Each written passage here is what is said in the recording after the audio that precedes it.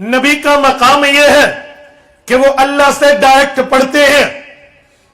अब हजरत आदम ने अल्लाह से पढ़ लिया, हुजूर पाक की बात तो हो गई, लेकिन आपके जहन में शायद ख्याल आए या ना आए, मेरे जाने के बाद कोई बंदा, कोई ईमान का डाकू आप पे सवाल करे, उलमाए देवबंद का अकीदा गलत है, ये कहते हैं हुजूर पाक की वजह से कायनात बनी, हुजूर पाक की वजह से हजरत आदम अलैहिस्सलाम बने हैं, हालांकि कुरान ये नहीं कहता।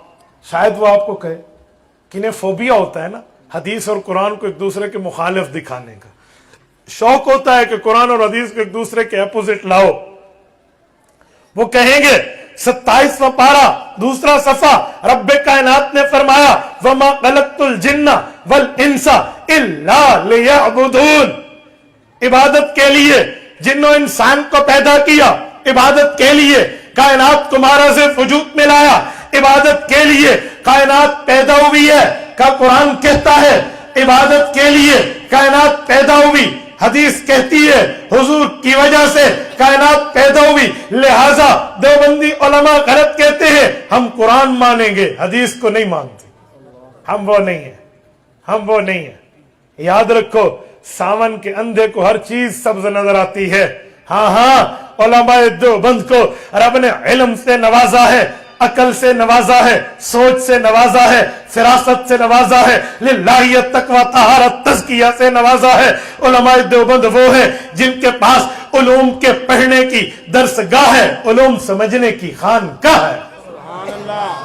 देवबंद वाले खानकाह भी रखते हैं, देवबंद वाले दरसगाह भी रखते हैं, देवबंद वाले आले इल्म भी है, आले अक्लो फिरासत भी है। हाँ हाँ, मैं ये बात कहता हूँ, अफलाक से खींची जाती है, सीनों में उतारी जाती है, तौहीद की मैं सागर से नहीं नजरों से पिलाई जाती है। देवबंद की फितरत को, देवबंद की फितरत में कुदरत ने लचक दी है, ये उतना ही उभरेगा जितना कि दबाओगे। देवबंद की उलूम को यूं न समझना कि ये बेदलील बात करते हैं। उलमाए देवबंद का ऐलान है, अल्लाह का कुरान भी ईमान का हिस्सा है, रसूलुल्लाह का फरमान भी ईमान का हिस्सा है। जो बंदा कुरान न माने वो भी बेईमान है, हुजूर का फरमान न माने वो भी बेईमान। हम कुरान भी मानते हैं, फरमान भी मानते हैं, कुरान भी मानते हैं, सुन्नत रसूल भी मानते हैं, कुरान भी मानते हैं, हदीस रसूल भी मानते हैं। हम किसी एक को किसी दूसरे का मुखालिफ बता के जान नहीं छुड़ाते, बल्कि मसला वो बताते हैं जो दोनों से मिला के आता है। अगर ये बात मान लें कि हदीस में नऊजुबिल्लाह कुछ और है और आयत में कुछ और है, तो किस मुंह से काफिर को इस्लाम पेश करोगे? कुफार कहेंगे तेरे नबी और तेरा खुदा तो आपस में लड़ते रहते हैं, क्या पेश करोगे? किस दलील से पेश करोगे? किस प्रूफ और एविडेंस से पेश करोगे? कौन सा मोहम्मद सामने रख के शरीयत इस्लामिया को डिफेंड कर पाएंगे, दिफा कर पाएंगे? वो दलील तब होगी जब कुरान भी मानेंगे, फरमान भी मानेंगे। एक अजीब फोबिया है लोगों में, यकीन माने हदीस पाक खुद समझ नहीं आती और न समझ आने पर एतराज उलमा पे, मौलवी ने ऐसे मसला बताया, हदीस ज़ईफ होती है, फला होता। खुदा के बंदे, हुजूर पाक का फरमान हो अल्लाह के खिलाफ हो नहीं सकता। हाँ, ये बात है कि तेरी समझ में ना आए, ये बात है कि तेरी समझ में ना हो। मैं कुछ दिनों पहले आपके जतोई में एक इदारे में था, तो वहाँ एक उस्ताद ने मुझसे पूछा, मौलाना रसूल पाक अलैहिस्सलातु वस्सलाम जब वफात पा चुके, आप हुजूर पाक को जिंदा क्यों मानते हैं? जिंदा है या फौत शुदा है? दो में एक चीज हो सकती है, या जिंदा होंगे या फौत होंगे। आप दोनों बातें मानते हैं, फौत के बाद जिंदा, ये क्या मतलब? मैं समझा कि मौलवी साहब को इल्म है लेकिन शायद वजाहत नहीं है। मैंने कहा आपका नाम, मसलन उनका नाम था उस्मान। मैंने कहा उस्मान बेटा मुझे ये बताइए, आप ताज़े ताज़े मौलवी बने हैं, आपकी शादी हुई है? कहते जी हाँ। बच्चे हैं? कहते जी हाँ।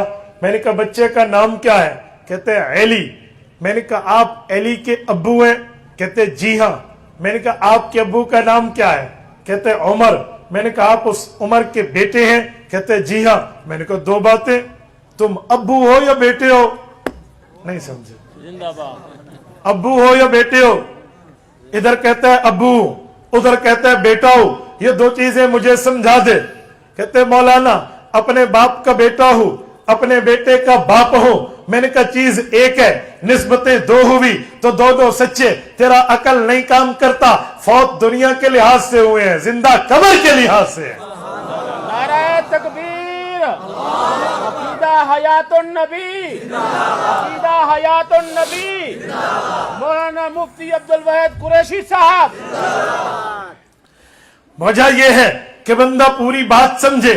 शायद यहां भी कोई कह दे अजीब बात है, मौलवी कहते हैं हुजूर की वजह से पैदा हुई कायनात, कुरान कहता है इबादत की वजह से पैदा हुआ, मसला दोनों में क्या है? मैंने कहा जी दोनों ठीक है। कहते हैं वो कैसे? आप मुझे इकट्ठे ही दे दें। एक एक रेवन वाली तरतीब कभी जाती है।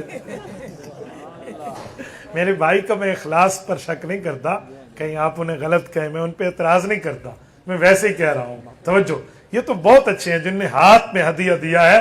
मैं ऐसी ऐसी जगह गया हूं जहां लोगों ने मेरे ऊपर यूं पैसे बांटे हैं, मैंने कहा तो आपको मिरासी तो मौलवियां फर्क नहीं नजर आता। अजीब बात है, अजीब बात। हदिया हाथ से पेश किया जाता है जैसे भाई ने दिया, हदिया पेश करना और होता है, और यूं वेला भुकावण कबई बला होती है। ये बहुत अच्छा है कि हाथ पे हदिया पेश किया, ये बहुत अच्छी रिवायत है। तवज्जो मेरे दोस्तों, मैंने कहा कुरान करीम भी ठीक है, हदीस नबविया भी ठीक है। कहते हैं वो कैसे? अब मैं अपनी मिसाल देता हूं। आज यहां मैं आया हूं मौलाना मुख्तारुल हक के पास, कोई मौलाना से पूछे मुफ्ती अब्दुल वाहिद कुरैशी क्यों आया है, ये कोई मुझसे पूछे आप यहां क्यों आए हैं, जवाब में फर्क होगा। मुझसे पूछे क्यों आए हैं, मैं कहूंगा मौलाना मुख्तार की दावत पर आया हो। कोई अवाम से पूछे मौलवी साहब यहां क्यों आए थे, वो कहेंगे बयान करने आए थे। अब एक तीसरा बंदा कहे बातें दो हो गई, मौलवी साहब से पूछा क्यों आए, उन्होंने कहा इनकी दावत पर आया हूं।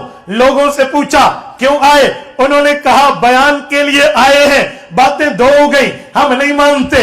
अकलमंद कहेगा अरे खुदा के बंदे अकल को हाथ मार, ये दोनों बातें सच्ची हैं। एक आने का सबब है, एक आने की वजह है। आने का सबब मौलाना का दावत देना है, आने की वजह बयान तकरीर वाज़ो नसीहत है।